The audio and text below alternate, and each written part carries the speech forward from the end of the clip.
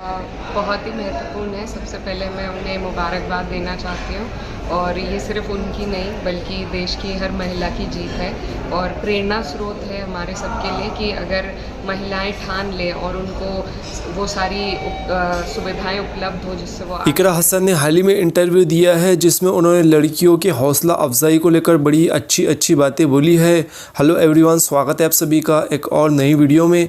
तो जैसे कि मेंबर ऑफ पार्लियामेंट इकरा हसन जब से सांसद बनी है तब से ही उनके जो काम करने का तरीका है, उनकी स्पीच है, वह काबिल तारीफ़ है और इंडिया को किस तरह से एकजुट होकर आगे बढ़ना चाहिए इस पर उन्होंने बहुत ही अच्छी बातें अब तक की है। और इसी के साथ में लड़कियों की हौसला अफजाई में भी उनकी बातों में कोई कमी देखने को नहीं मिलती है।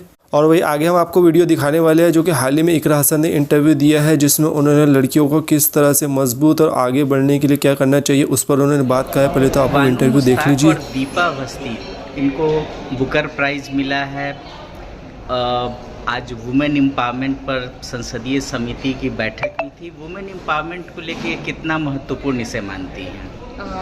बहुत ही महत्वपूर्ण है। सबसे पहले मैं उन्हें मुबारकबाद देना चाहती हूँ और ये सिर्फ़ उनकी नहीं बल्कि देश की हर महिला की जीत है और प्रेरणा स्रोत है हमारे सबके लिए कि अगर महिलाएं ठान लें और उनको वो सारी सुविधाएं उपलब्ध हो जिससे वो आगे बढ़ सके तो महिलाएं बहुत कुछ कर सकती हैं।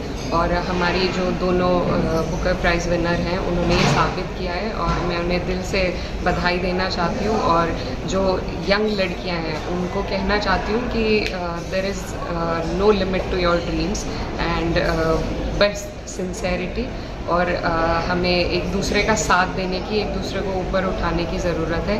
अगर हम अपने डिफरेंसेस को भी सेलिब्रेट करें और एक दूसरे का साथ दें और ऊपर उठाएं एक दूसरे को तो महिलाएं बहुत आगे बढ़ेंगी। मिजोरम जो है वो पहला फुल लिटरेट स्टेट हो गया है। वुमेन एम्पावरमेंट की दृष्टि से इसको कैसे देखती हैं? कि सबसे पहले for the community also to get empowered and not just women, I think education will only play the most important role and I'm very happy to hear कि Mizoram has been declared as a state which has 100% literacy rate and I hope other states, more densely populated states will also learn and implement policies that will give education to। तो देखा आपने पूरा interview जिसमें उन्होंने बहुत अच्छी बातें कही है और इंडिया को किस तरह से आगे बढ़ना चाहिए इस पर भी उन्होंने बात कहा और ख़ास करके लड़कियों को किस तरह से मजबूत होना चाहिए और आगे बढ़ना चाहिए इस पर उन्होंने बात की है।